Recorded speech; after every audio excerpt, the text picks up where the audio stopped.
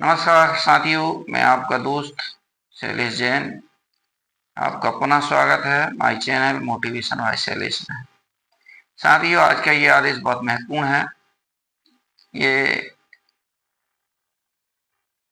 लोक शिक्षण संचालनालय मध्य प्रदेश गौतम नगर भोपाल दिनांक 26/6/2025 का है। विषय है शैक्षणिक सत्र 2025-26 में रिक्त पदों के विरुद्ध अतिथि शिक्षकों की व्यवस्था के संबंध में। साथियों, शीघ्र ही अतिथि शिक्षकों की व्यवस्था विद्यालयों में होने वाली है। मध्य प्रदेश शासन स्कूल शिक्षा विभाग अंतर्गत शासकीय विद्यालयों में प्रत्येक सत्र में शैक्षणिक व्यवस्था के सुचारू रूप से संचालन हेतु रिक्त पदों के विरुद्ध ऑनलाइन माध्यम से अतिथि शिक्षक आमंत्रण की कार्रवाई GFMS पोर्टल के माध्यम से की जाती है। उक्त परिपेक्ष में शैक्षणिक सत्र 2025-26 में अतिथि शिक्षकों को आमंत्रण हेतु पोर्टल पर निम्नानुसार कार्रवाई सुनिश्चित करें। सबसे पहला काम होगा अतिथि शिक्षक आमंत्रण हेतु रिक्तियों का प्रमाणीकरण। लॉन्ग टर्म रिक्तियां शैक्षणिक सत्र 2025-26 में अतिथि शिक्षक आमंत्रण हेतु विद्यालयों में नियमित शिक्षक के अनुपलब्ध होने की स्थिति में पोर्टल पर प्रदर्शित रिक्त पदों के विरुद्ध अतिथि शिक्षक हेतु वास्तविक आवश्यक लॉन्ग टर्म रिक्तियों की प्रविष्टि करने की कार्रवाई विद्यालय के शाला प्रभारी द्वारा की जाएगी।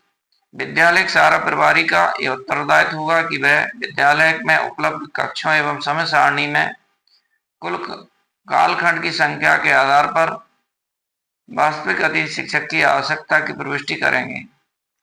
ये पूर्व से निर्धारित है कि प्रत्येक नियमित शिक्षक न्यूनतम 4 कालखंड एवं अधिकतम 6 कालखंड से में अध्यापन कराएंगे। अतः इसके परीक्षण के उपरांत ही विद्यालय के शाला प्रभारी अतिथि शिक्षक की आवश्यकता की प्रविष्टि करें। सिर्फ प्रदर्शित रिक्त पदों का प्रमाणीकरण न करें, वास्तविक आवश्यकता के आधार पर ही प्रविष्टि करें। तो ये कार्य शाला प्रभारी या प्रधान अध्यापक का होगा। भले ही पोर्टल पर पद कुछ भी दिख रहे हो, लेकिन जितनी आवश्यकता है वो उसी का प्रमाणीकरण देगा। दूसरा, अतिरिक्त रिक्तियां ऐसे नियमित शिक्षक जो BEd MAd पाठ्यक्रम में गत वर्ष से प्रवेशित हैं, उनके कारण अद्भुत रिक्त एवं वास्तविक आवश्यकता होने पर अतिरिक्त रिक्त संकुल प्राचार्य द्वारा पोर्टल पर दर्ज करेंगे। अतिथि शिक्षक आमंत्रण हेतु की जाने वाली कार्रवाई शैक्षणिक सत्र 2025-26 में अतिथि शिक्षक आमंत्रण हेतु प्रदर्शित रिक्तियां एजुकेशन पोर्टल 3.0 अंतर्गत GFMS पोर्टल पर प्रदर्शित हैं। प्रमाणित रिक्तियों के विरुद्ध विद्यालयों में अतिथि शिक्षकों को उपस्थित कराया जाएगा। इसके लिए समय सारणी जारी की है कंडिका में, तो देखें। प्रथम चरण में अतिथि शिक्षक आमंत्रण की कार्रवाई हेतु समय सारणी। लॉन्ग टर्म रिक्त अपडेशन ये शाला प्रभारी का कार्य है। ये 26 जून से 29 जून तक करें। अतिरिक्त रिक्ति हेतु मांग दर्ज करना संकुल प्राचार्य का कार्य है। 26 जून से 29 जून तक करना। अतिथि शिक्षक आमंत्रण हेतु GFMS पोर्टल पर रिक्तियों का प्रदर्शन ये राज्य स्तर से होगा। 30 जून को होगा। ये विगत सत्र में कार्यरत अतिथि शिक्षक द्वारा GFMS पोर्टल पर उपस्थिति हेतु रिक्वेस्ट दर्ज करना ये आवेदक का कार्य है।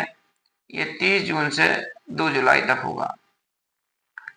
शाला प्रभारी एजुकेशन पोर्टल 3.0 पर अतिथि शिक्षक द्वारा की गई उपस्थिति रिक्वेस्ट का प्रमाणीकरण उपस्थित करना ये शाला प्रभारी का काम है और ये 1 जुलाई से 3 जुलाई के बीच में होगा।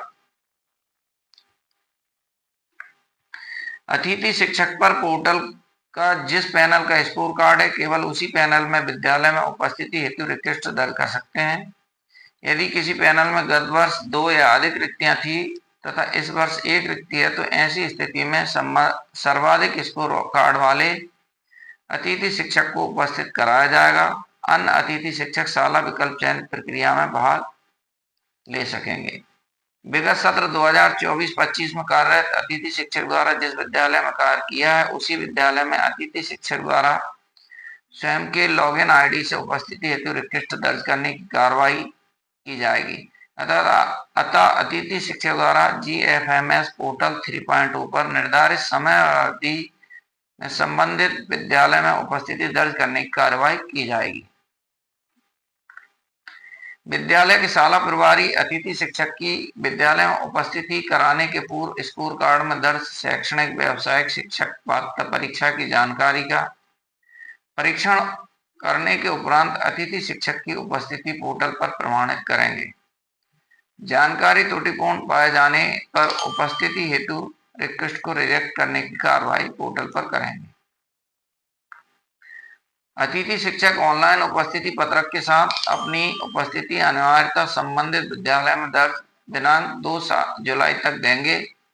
विद्यालय में अतिथि शिक्षक द्वारा निर्धारित समय अवधि में उपस्थिति हेतु रिक्वेस्ट नहीं देने पर एवं शाला में रिक्वेस्ट के सत्यापन हेतु समय सीमा में उपस्थित नहीं होने पर संबंधित का उपस्थिति पत्रक या उपस्थिति स्वतः ही निरस्त की जाएगी।